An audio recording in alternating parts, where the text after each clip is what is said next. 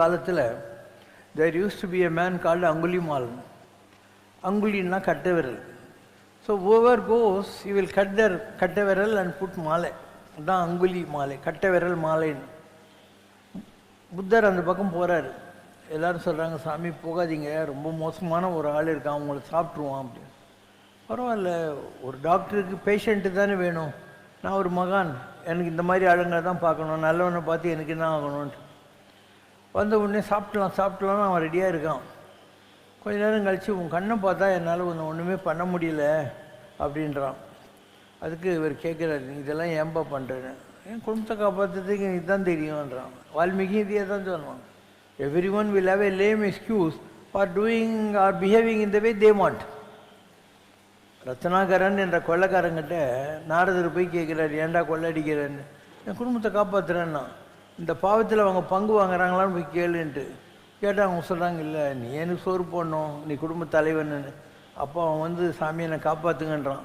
அவர் ராமான்றாரு, ராமா சொல்ல வரல, மரா சொல்லி புத்து மொழிச்சு அவன் ரத்னாகரனா இருந்தவன் வால்மீகி மன்னா புத்துன்னு அர்த்தம், ராமாயணத்தை எழுதிவிட்டான் இல்லையா.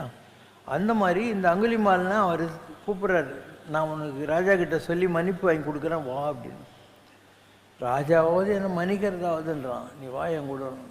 அவனை ஒரு ஓரமாக இருக்க சொல்லிட்டு இந்த மகத ராஜ்யத்தின் பிம்பிசாரன்கிட்ட போய் கேட்குறான், புத்த சங்கத்தில் ஒருத்தன் சேர்ந்துட்டான்னா அவனுடைய சகோதரன் தானே, அவனுக்கு நீ மன்னிப்பு கொடுப்ப இல்லைன்னு.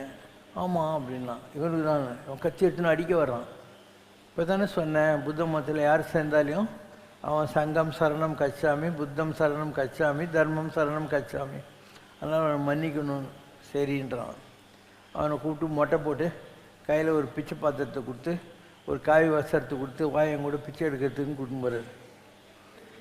அப்படி இருந்தவன் பிச்சை எடுக்கிறதுக்கு புத்தர் கூடயே வந்தான்னு ஜனங்களுக்கு பயம் போயிடுது. அப்புறம் சொல்கிறாரு, நீ இனிமேல் போய் தனியாக தான் பிச்சை எடுக்கணும், ஒரு ஆலமரத்துக்கு கீழே இன்னொரு ஆலமரம் வளராது, நீ தனியாக போன்னு தொத்துறாரு. இவன் தனியாக ஆகிட்டான்னு ஜனங்கள்லாம் அவனை கல்லெடுத்து அடிக்கிறாங்க, உடம்பெல்லாம் ரத்தம் அடிக்கும். புத்தர்கிட்ட அழுகுறான், நான் எப்படி இருந்தேன், என்னை பார்த்து எல்லாம் பயப்பட்டு இருந்தானுங்க, ஆளாளுக்கு என்னை அடிக்கிறானுங்க இது மாதிரி, இதுக்கு நீ சொன்ன பேச்சு கேட்டு நான் கஷ்டப்படுறேன்னு. அப்போ சொல்கிறார், நீ உன்னுடைய சைடில் திங்க் பண்ணுற, நீ கட்டை விரலை வெட்டினு எல்லாரையும் கொடுமைப்படுத்தின போது அவங்க எவ்வளோ கஷ்டப்பட்டுருப்பாங்கன்னு எப்பயாவது நினச்சி பார்த்துருக்கியா? உன்னை கல் அடித்தாவே நீ கஷ்டப்படுற, அவ்வளோ பேருக்கு நீ கஷ்டப்படுற, அவ்வளோ கஷ்டத்தை நீ அனுபவிக்கணும். You have to bear all the sins cross. அப்போ தான் நானே உனக்கு மோட்சம் கொடுக்க முடியும் அப்படின்னு சொல்கிறாரு.